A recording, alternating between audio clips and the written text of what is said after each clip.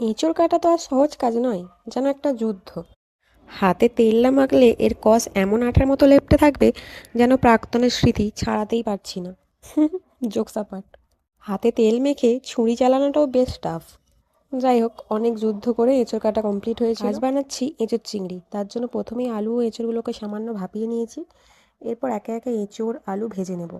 এঁচোড় একটু ভেজে রান্না করলে এর টেস্ট দ্বিগুণ হয়।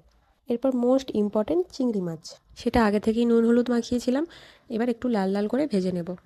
চিংড়ি মাছ ভেজে তুলে নিয়েছি। এবার ওই তেলের মধ্যে আরেকটু তেল অ্যাড করে ওর মধ্যে শুকনো লঙ্কা, তেজপাতা, গোটা গরম মশলা ও জিরে ফোড়ন দিয়েছি। ফোড়ন থেকে যখন একটা সুন্দর ফ্লেভার আসবে, তাতে দিয়ে দেবো পেঁয়াজ কুচি।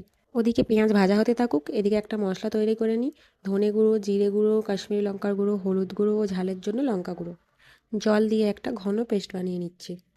পেঁয়াজ ব্রাউন কালার হয়ে গেলে মশলাটা দিয়ে দেবো। মশলাটা 5 মিনিট মতো ভালোভাবে কষিয়ে নেব। কষানো হয়ে গেলে তার মধ্যে দিয়ে দেবো টমেটো ও কাঁচা লঙ্কা বাটা। দেবো 1 চা চামচ আদা ও 1 চা চামচ রসুন বাটা। এইবারে সব কিছু লো ফ্লেমে তেল ছাড়া পর্যন্ত কষাতে হবে। মাঝে মাঝে খুন্তিটাও নাড়তে হবে। কষানো হয়ে গেলে যখন সুন্দরভাবে তেল ছেড়ে দেবে, এই যে ঠিক এরকম, তখন আগে থেকে ভেজে তুলে রাখা এঁচোড়, আলু ও চিংড়ি মাছগুলো একসাথে দিয়ে দিতে হবে। মশলার সাথে এঁচোড়টা ভালোভাবে মিশিয়ে নিয়ে দিয়ে দেবো স্বাদ মতো নুন। নুন দেওয়ার পরে পাক্কা 10 মিনিট লো ফ্লেমে কষাতে হবে। যত ধৈর্য ধরে কষাবে, টেস্ট তত বাড়বে। কষানো হয়ে গেছে, এবার পরিমাণ মতো জল দিয়ে দেবো। খুব বেশি জল দেওয়ার দরকার নেই, কষানোতেই 80% সেদ্ধ হয়ে যায়।